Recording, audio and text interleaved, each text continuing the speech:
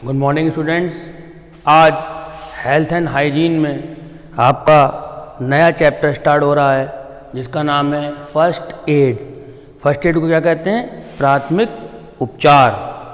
कल मैंने आपको बताया था कि कल मैं नया चैप्टर स्टार्ट करूँगा फर्स्ट एड, ठीक है। तो आज फर्स्ट एड के बारे में डिस्कस करते हैं।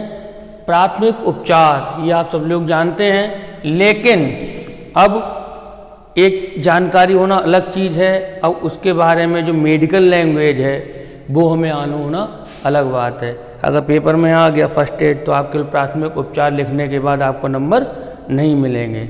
आपके लिए फर्स्ट एड क्या होता है, टेक्निकल लैंग्वेज में क्या कहते हैं, मेडिकल रिकवरी कैसे होती है, कौन कौन से उसके उद्देश्य हैं, क्यों प्रयोग की जाती है, ये सारी चीज़ें मालूम होना ज़रूरी हैं। चलिए स्टार्ट करते हैं फर्स्ट एड। देखिए फर्स्ट एड यानी प्राथमिक उपचार, इसकी डेफिनेशन क्या है?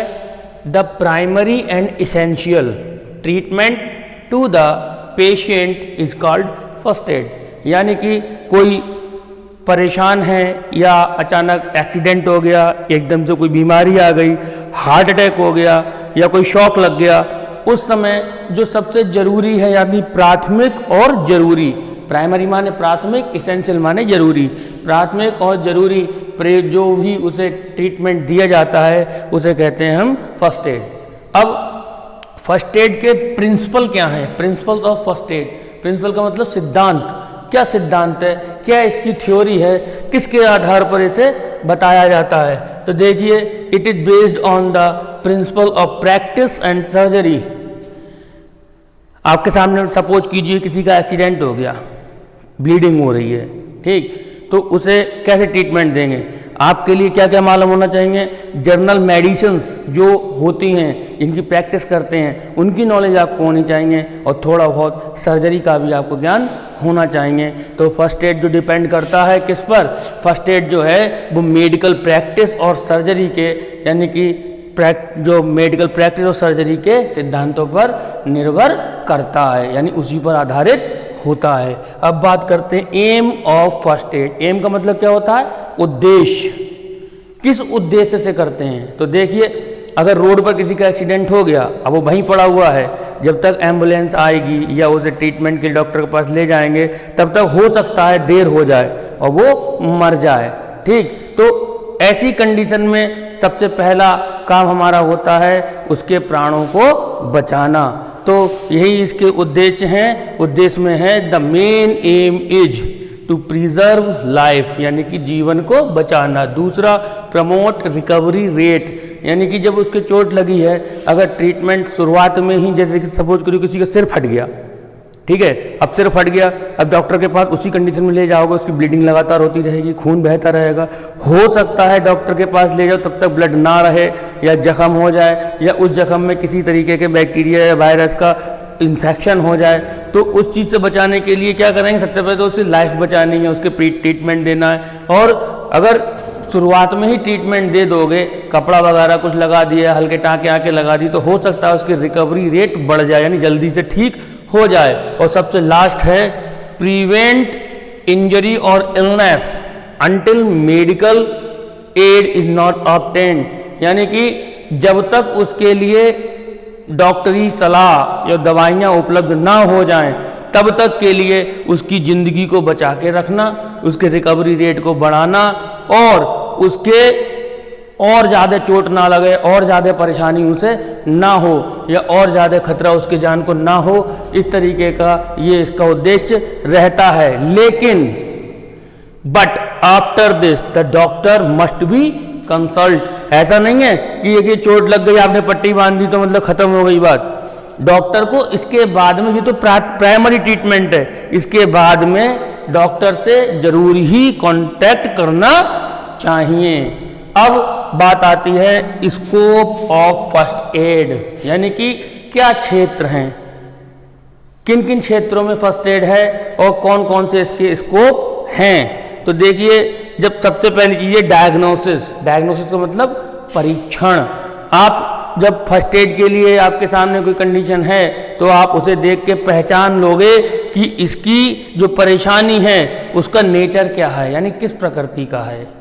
उसे शॉक लगा है, हार्ट अटैक है, ब्रेन हैमरेज है, एक्सीडेंट है, हड्डी टूटी है, क्या है, ये कंडीशन आपको पहचानने को मिल जाती है फर्स्ट एड के दौरान। और उससे क्या होता है, टू क्योर इट, यानी आपकी कंडीशन मालूम पड़ गई किस स्थिति में है तो उसका इलाज आसानी से हो जाएगा। सपोज करो किसी कोई गिर गया, उसकी हड्डी फ्रैक्चर हो गया, तो आपको मालूम टूटी नहीं है, फ्रैक्चर है, तो आप आसानी से उसका ट्रीटमेंट कर लोगे। किसी की हड्डी तोड़ के बाहर आ गई तो उसका लिए क्या करेंगे, केवल प्लास्टर से काम नहीं चलेगा, तो क्या करना पड़ेगा, उसका ऑपरेशन करना पड़ेगा। यानी कि फर्स्ट एड के दौरान हम उसकी परेशानी का परीक्षण कर लेते हैं। दूसरी चीज है treatment, to decide the type of treatment. पहले ही कंडीशन देख के हम पहचान लेते हैं कि इसका क्या होना है। जैसे किसी की हड्डी चटक गई यानी कि फ्रैक्चर हो गया तो केवल प्लास्टर से काम चल जाएगा। मांस फट गया, हड्डी दिख रही है तो डॉक्टर ट्रामा सेंटर ले जाएगा, वहाँ भेजोगे। और अगर उसका अंग भंग हो गया है तो उसके लिए फिर सर्जरी की ज़रूरत होगी। यानी कि हमें ये फर्स्ट एड के दौरान ही मालूम पड़ जाता है कि किस तरीके का ट्रीटमेंट इसे देना है। इसके बाद आता है डिस्पोजल। डिस्पोजल का मतलब क्या है, डिस्पोजल का मतलब होता है arranging to removal the patient from its home और hospital without further damage and injury. यानी कि जैसे सपोज करिए रोड पे कोई एक्सीडेंट हो गया, अचानक कोई परेशानी आ गई किसी के लिए, तो क्या करेंगे, सबसे पहले उसे ट्रीटमेंट देंगे और फिर उसकी व्यवस्था करेंगे।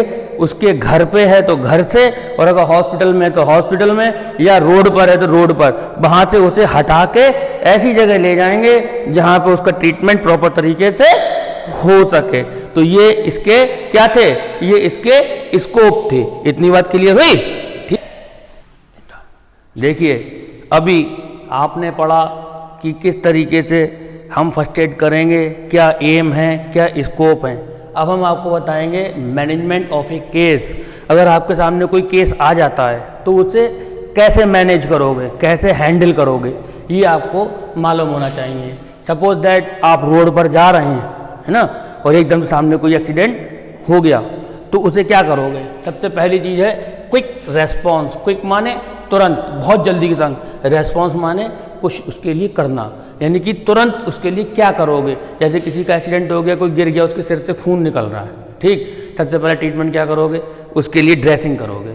ठीक है, आपके पास व्यवस्था होनी चाहिए। आप सबसे पहले क्या करोगे, आपके पास कोई अचानक आ गया आपके क्लिनिक पर, या आप बैठे हुए हो, कोई आ गया आपके तो पास, तो क्या करोगे, सबसे पहले उसका ट्रीटमेंट करोगे, उसका ब्लड रोकने की व्यवस्था करोगे, है ना।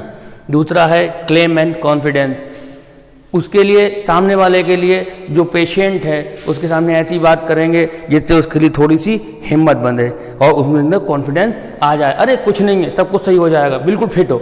इस तरीके की हमें कॉन्फिडेंस लाने वाली बात करनी पड़ेगी। दूसरी चीज़ है ट्रीटमेंट इंजरी। अगर कोई गहरा जख्म है तो उस जख्म के लिए आप कोई ट्रीटमेंट, फर्स्ट एड दोगे। जैसे उसके जख्म है तो जख्म के लिए साफ़ करना है, या ज़्यादा फट गया है तो उसमें प्रॉपर टाँके कर दिए आपने, टाँके भरना है, या इस तरीके से जो जर्नल ट्रीटमेंट है वो ट्रीटमेंट आप उसे दोगे।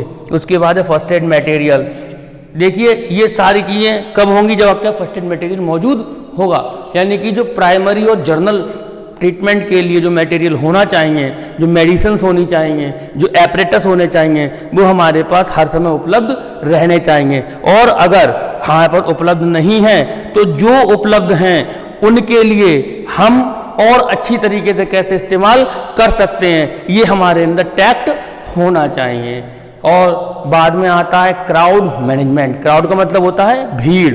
कोई एक्सीडेंट हो जाता है या कोई इंजरी हो जाती है या किसी को शॉक हो जाता है तो सब लोग परेशान हो जाते हैं, उसे बिल्कुल घेर लेते हैं।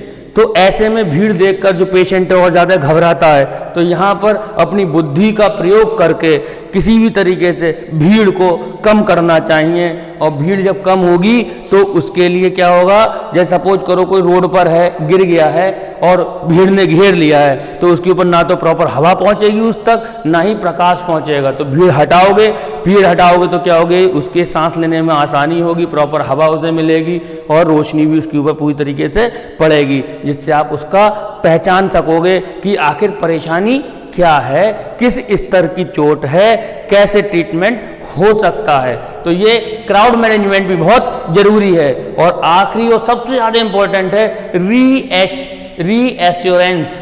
एश्योर का मतलब होता है विश्वास में लेना, री माने दोबारा से। उस जैसे सपोज करो किसी का एक्सीडेंट हो गया, किसी को हार्ट अटैक आ गया, कोई प्रॉब्लम आ गई, तो पेशेंट बहुत ज़्यादा कैसा होता है, होपलेस हो जाता है, निराशा हो जाती है उसके अंदर कि अब मैं नहीं बचूंगा। तो नहीं बचूंगा की कंडीशन में उसके सामने बार बार हमें साहस वाली बातें करनी, अरे कुछ नहीं है, बिल्कुल सही हो जाओगे, अरे कुछ भी परेशानी नहीं है, आपका हल्की सी चोट लगी, अभी डॉक्टर पास ले जाएंगे, हल्की सी ड्रेसिंग कर देगा, बिल्कुल फिट हो जाओगे। अब उसे तो नहीं मालूम उसका पैर टूटा है, क्या हुआ है उसे, लेकिन अगर आप उससे कह दोगे अरे तो बहुत चोट लगी, तुम्हारा बचना मुश्किल है, तो वो हो सकता है ट्रीटमेंट के प्लेस तक, हॉस्पिटल तक ना पहुंचे, उसे भाई हार्ट अटैक हो जाए, कुछ सदमे में उसे कोई इंजरी हो जाए। तो बार बार उससे बात करके उसके लिए करेज और साहस बढ़ाना पड़ता है। ठीक चीज और यहां पर ये तो आपका फर्स्ट एड का हो गया। इसके अभी आपने पढ़ा डेफिनेशन क्या होती है, प्रिंसिपल क्या होते हैं, उद्देश्य क्या होते हैं, और किसी केस को मैनेज कैसे करोगे। अब हम कल की वीडियो में आपके लिए बताएंगे विभिन्न केस के बारे में। जैसे किसी को झटका लग गया, झटका मतलब शॉक, शॉक कई तरीके का हो सकता है, मेंटल शॉक भी हो सकता है ना, हार्ट अटैक का भी हो सकता है, बिजली का करंट भी लग सकता है, इस तरीके कई सारे शॉक हैं। उन शॉक की कंडीशन में हम कैसे ट्रीट करेंगे, कोई पानी में गिर गया, डूब गया तो कैसे ट्रीट करेंगे, किसी के चोट लगी हुई है तो कैसे ट्रीट करेंगे, कई सारे केसेस हैं। हम एक एक करके उन केसों के लिए अब डिस्कस करेंगे। इसी के साथ आज का ये वीडियो यहीं खत्म होता है। फिर मिलेंगे आपके पास एक नए वीडियो को, एक नए केस को लेकर। Good luck.